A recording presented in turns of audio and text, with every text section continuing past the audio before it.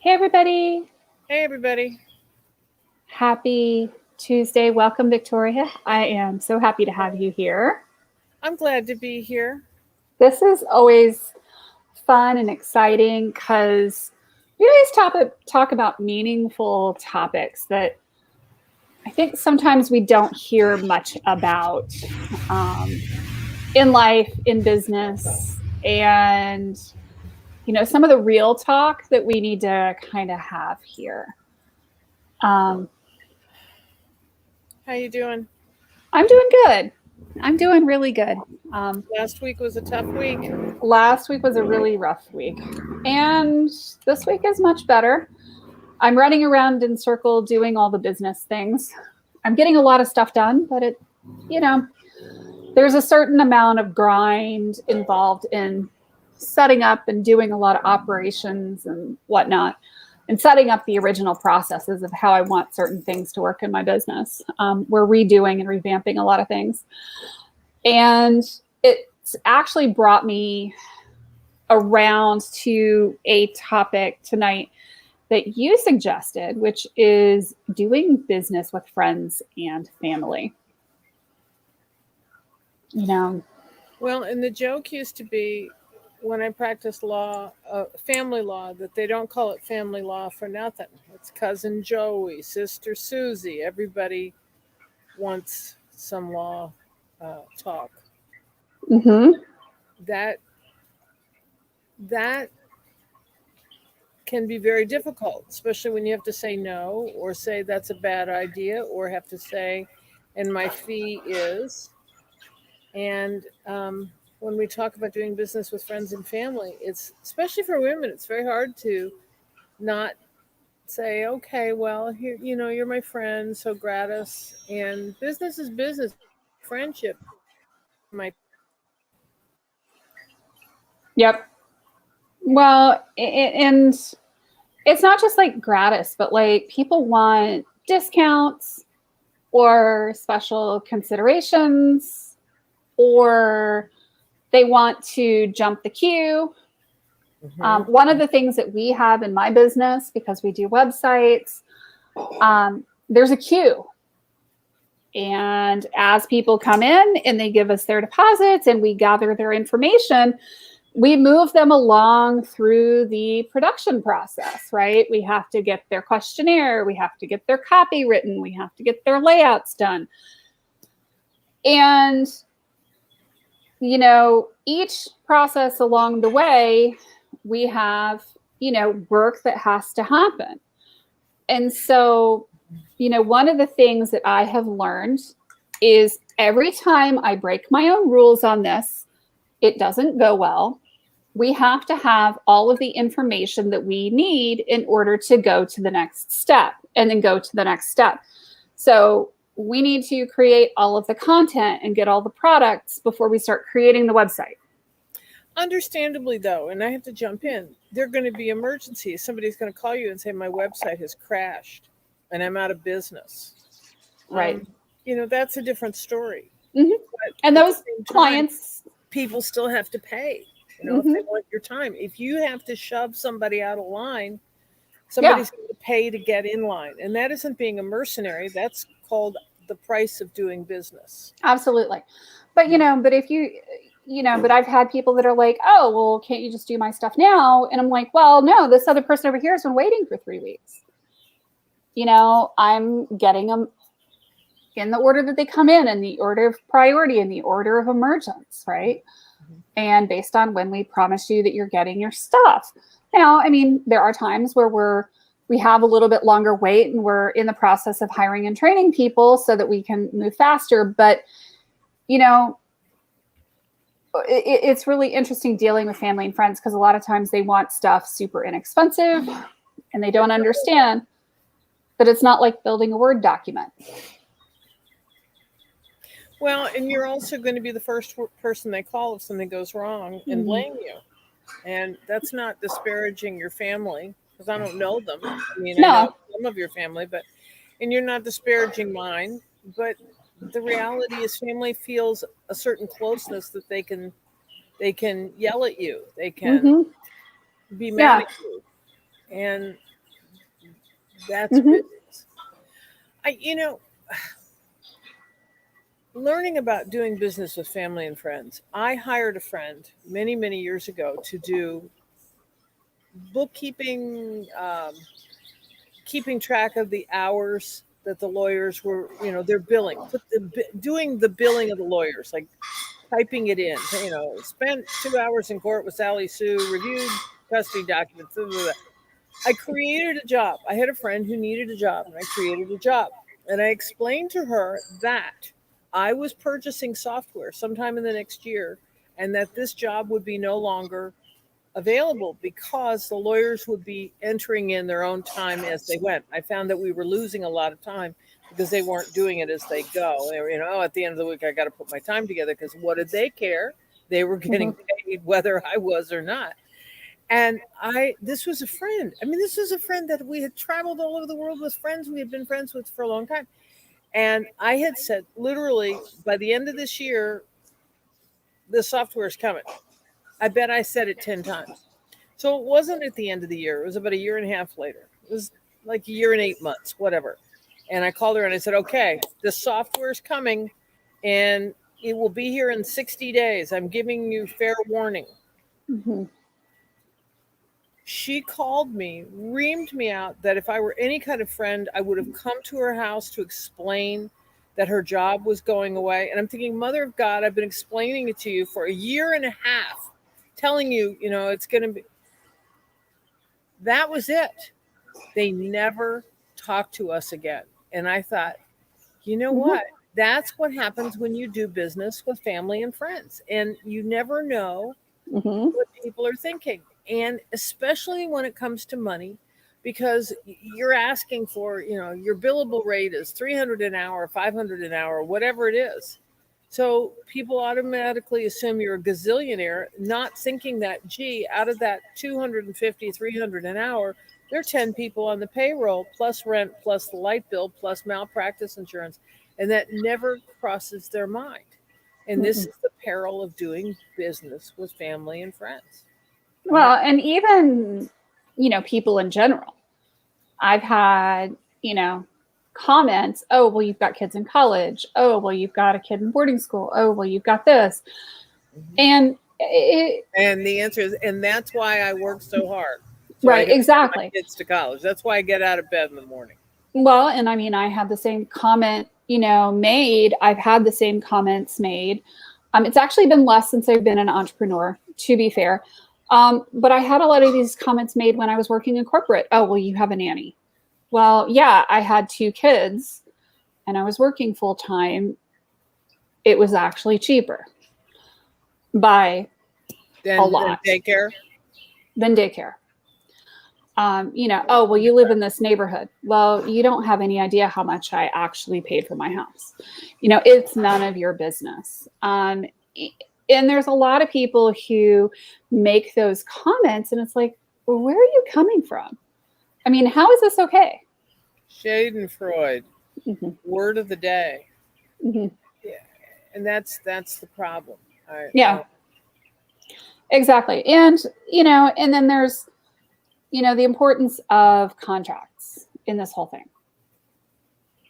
Like if you have a family or a friend as a client, I have found every bit it's important to have the same contracts in place, to have the same onboarding process, to have the same terms and conditions explained, just as you would go through with your clients, with the contract and say, okay, so here's this, now here's this, now here's this, now here's what to expect, here's how we do this, and here's how we do the other. And it's important to do that so that they understand. You don't have the boundaries that you do with people you don't know, because your family has your phone number. Yeah. They're going to call you at 8 o'clock at night. They're going to call you at midnight. Well, I've had some clients that are not family or friends that are calling me at 2 o'clock in the morning. Well, it occurred to me that I wanted to do blah, blah, blah. Okay. Have you not emergent. Have you considered Sominex? Gee. Mm-hmm. Melatonin, night time. 2 a.m. is not reasonable. Right. But boundaries can be really difficult with family and friends. It's even, and it's made worse when they're in a client scenario or they're an employee. So having those understandings of, hey, here's my boundaries, here's this, here's that, here's the other.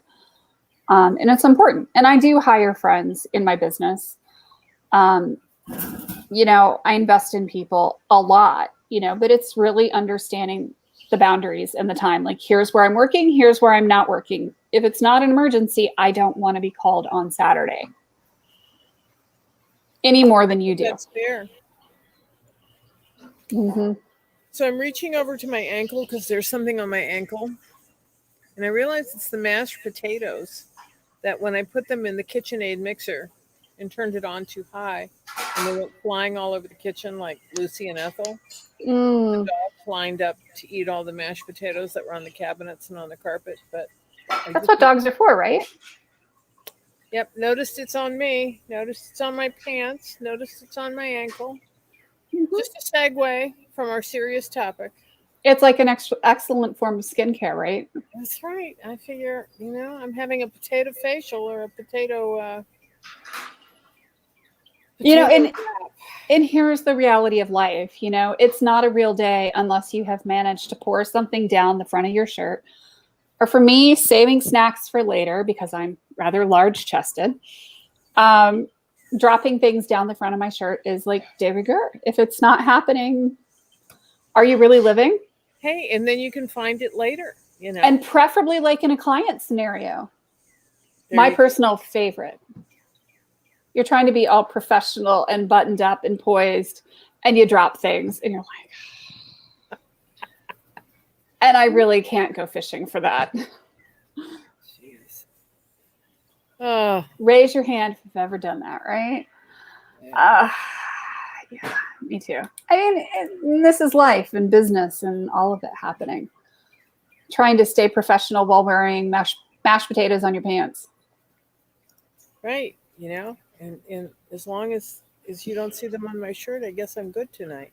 Yeah, mashed potatoes and corn on the cob from the country, mm-hmm. on the way home from the errands today, the farm stands. This is my favorite time of year.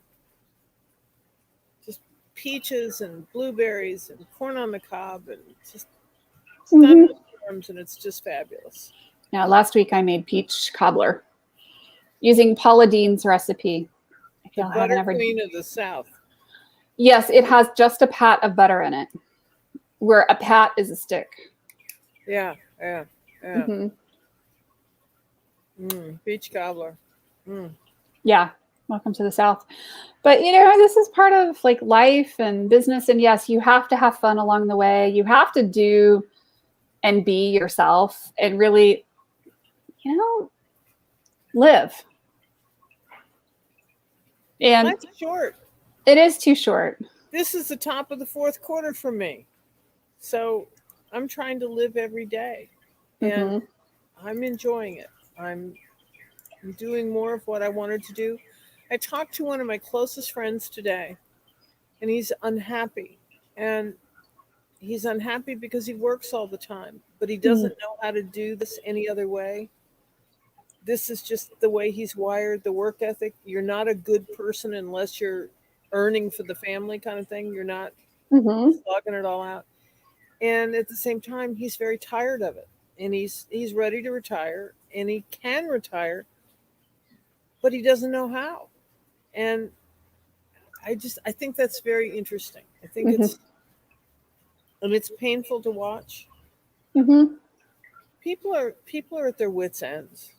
People are just, and it's interesting having that identity so inextricably bound into your business. Say more. When I was at IBM in the early 2000s, I was laid off as part of a massive resource action. There were 1,500 people or so that were laid off at the same time as I was. And it was really interesting to watch the women who got laid off along with the men and how they reacted to the scenario. Because I actually had a very long time friend who was absolutely phenomenal at what he did, and such a brilliant programmer who also got laid off at the same time. In fact, I dare say he's like way smarter than I am. So, the interesting thing was sitting there and watching the men, because I had ringside seating to, to his life going on here. And it was almost like it was an affront to his personal identity. Oh, I don't doubt that. Women define themselves by their relationships, and men define themselves by what they do. Mm-hmm. And I think that's an extreme statement, but I think more. I think it's absolutely true. Yeah, I think so, and I think I'm a bit of both, and I know you're a bit of both, but I think I tend on the relationship side, where men tend on the what I've done side, what I do side. Oh, absolutely. And that's why they die when they retire.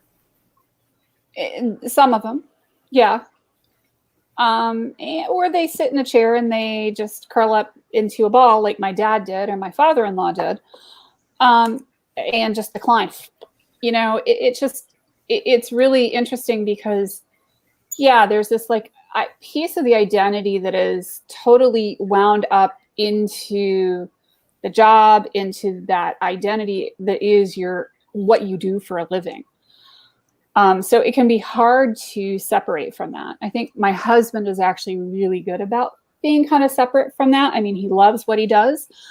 But at the same time, I see him doing a lot of other things like volunteer work and spending time every week at the food bank and having hobbies and outside interests, which I think is a really important thing. Because if you're not taking care of yourself, and you don't have that. Struggles with that. Yeah. Men do. Yeah, most men do. Especially men that have just been focusing on work. It's not like all of a sudden get a hobby. That has to be something you've developed all along. Well, I think that there's a lot of pressure too, right? If you think about it, you've been supporting a family, you've been told all your life that you have to do these things to be successful. And there's definitely societal pressure to really lean into that. And, I see it a lot. How do you avoid basically tying yourself into Gumby knots and becoming so tied up into your business that you don't have any other identity? Or into your job so much that you don't have another identity? And I don't know what the answer is, because I don't know what's just enough and what's too much and what's not enough. I mean, I know what's not enough when I see it. Mm-hmm. But, do you have to get an ulcer to say it's too much? Do you have to? I can't tell you how many of my friends have had cardiac caths and stents put in. And I really believe, yeah, you got some genetics and you got some McDonald's Big Macs going on there, but you also have that pound burning the midnight oil that gets to you after a while, and your heart pays the price. I've seen certain tech companies that I'm not going to talk about here, where you do see a lot of men in their 50s that are having cardiac issues because of that pound mentality. I can remember early in my career, it was expected. Now think about this. If you worked a 40-hour week, that's 2,000 hours a year if you're taking 2 weeks vacation. That's a 2,000-hour year. Mm-hmm. You're expected to bill 3,000 hours. I mean, they'd call you on Thanksgiving and say, okay, it's 11 o'clock. Eat the damn turkey and get over here. I mean, they were working on holidays. And I had a lovely labor law professor who died, I think, at 48, just died at the breakfast table because he had worked himself, just Into the ground. yeah. Literally. And I'm sure there's genetics. I mean, I don't know all the particulars, but he was a very young man. Right. No, I get it. Partner, 4 bypasses by the time he was 46. I mean, That's really sad. not good. And then the divorces, and then the drinking, and then the affairs, and all that shit that goes along. And the drugs. And the drugs, right? Because you've got to have an upper to stay up. Yeah. And then you have to take the drugs or drink alcohol to relax. It's kind of a vicious cycle. I went to lunch. God, this has to be like 20 some years ago with the hottest criminal lawyer in town. I mean, hottest meaning the most in demand. I don't mean hot looking. I just mean the best, the guy you hired. If you had committed murder, this is the guy you hired. And we had lunch. We were talking about a case, and I counted 13 scotches at lunch. 13 scotches. And I think, boundaries, holy crap. And he was walking and talking, don't get me wrong. But it was also the cocaine to get him going and the alcohol to slow it down. And then the cocaine to get him up in the morning. And I think, oh my gosh, this is how your heart blows out. This is how you have a stroke. This is how you die. And how do you have a family like that? And, it was guys having affairs with their secretaries and all this stuff. And I think, how do we get back to normal life? What is that? And, we're talking about friends and family. I'm not sure how we segued here. But I mean, I think we stopped glorifying it. We stopped glorifying the 2 hours of sleep a night. We stopped glorifying, the self-abuse. We stopped glorifying the work all the time culture. No, wait, there's something else. And this is the real ticket here. It's he who dies with the most toys wins. And somewhere in the last 30 years, CEO salaries became 50 million a year instead of 100,000. Everything is bigger, better, and it's not sustainable, not personally, not corporately. No, and certainly ethically, we've seen what's happened. Yeah. Hedge fund thinking, Wall Street thinking. It's Bernie Madoff. Pardon? Bernie Madoff. Yeah. We're hundreds of millions of dollars and just stolen. And sure, there are plenty of honest people. I don't mean it that way, but if you're trying to buy the $50 million house in the Hamptons, something's got to give. I mean, you're going to be working 80, 100, 120 hours a week. Yeah. To do that. Unless you figure out how to scale and make money other ways. Yeah, you're going to be working that way. Yeah, no thanks. Balance is better. But I agree. Whatever works for somebody else. Well, and I think that we each have our own speed and our own thing. And our family may think we're nuts at times. I mean, I know my family has definitely thought I was nuts. 13 scotches is okay. And no, that's not okay. It's just not. That's like serious alcoholism right there. Yeah, and you're going to screw up. And oops, you screwed up and somebody's going to jail for 10 years. Right. Yeah, exactly. It is a very sad existence, Sherry. And the reality here is that we really,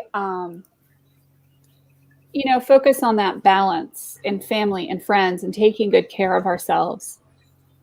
And, for me, it's not about glorifying the crazy at all. I mean, I know a lot of people see me working a lot of hours, but what y'all don't know is I don't typically schedule appointments before 10 a.m. And that I do take time off every week consistently because it's important. We can't not take care of ourselves. Well, because you can't take it with you. I mean, when you're dead, you're gone. You're not taking it with you. And also, if you're going to have children, you're going to have a relationship. Yeah, right. You're going to have a relationship with them or somebody else. It's Mhm. what's the point? I guess. Right. I guess that's if you're not going to be there. And I think in the era that I grew up in, the era was mom keeps the home fires burning and dad goes out and makes the money. And Mhm. I think it worked somewhat, somewhat didn't. Uh, Ish. People want to do more. Mhm. Okay. Although it seems to be difficult for people to want to stay home and raise families now because it takes so much more money. Mhm. Uh, Yeah. Well, when I started in college, it was $500 a semester. yeah. Yeah. Well, I actually at Auburn it was $250 a quarter. Wow. And I could Um, have gone to law school in my hometown. Uh, Less than $1,000 a year. yeah, right, right. And instead, I'm paying the 30 years ago, paying 500 a credit. Yeah. So that's a lot of money 30 years ago. And Mhm. today, debt's a Yeah. quarter of a million. Well, today tuition is 27,000 a year And if the with government scholarships. wasn't willing to lend it, the universities couldn't raise their rates. Correct. So, so, and how about those families and friends? That's why we're all here, right? Family and friends, but not being taken advantage of. Mhm, mhm. And boundaries. Healthy boundaries go a long way. And that takes trial and error and the willing to sacrifice and say, Hmm. I'm sorry, I'm not available. That's Hmm. a big cup. Oh my goodness. Protein. There you go. Protein shakes. And most people don't really find a job they really like after graduation. Exactly. Well, and here's the problem too, Sherry. A lot of people will major in things in college that they think they're going to enjoy, and they incur a ton of student loan debt in the process, but they end up with a major that won't ever support paying off that debt. So you basically end up in this type of almost indentured servitude. You can't Well, afford to get out of it. You can't afford to make your student loan debts, or you can barely afford it, and you can't afford a house, and you're kind of in this hamster wheel. well, and you've got to make the grown-up decision that a degree in women's studies or a degree in Yeah. uh, sociology is not going to feed the family, Right. or yourself. Right. But, So study it on the side, but get serious if you're going to go to school. well, yeah, but how many people really discuss the math? I don't know. I think more and more people are. I hope so. I really do. I think everybody should graduate from high school with a skill, enough of a skill that they can put food on the table. That would be nice. Anything from being able to type to turn a wrench, Hmm. something, and Yeah, that'll help you pay for college. I don't know. I think it's important. It's I important agree. to have the independence. I think learning a trade is a beautiful thing. I think it's highly underrated. I do too. And I kind of look at the plumber who's earning $1.50 and thinking, I bet he sleeps at night. Hmm. So something to be said for that. Absolutely. I love it. So Yeah, until we meet again absolutely. Let's do it. We'll see you guys next week. next week, guys, Tuesday night. I'm glad you We'll be were raising here. a ruckus. Enjoy the summer. Let's do it. Take care, guys. Have a good night. Good night.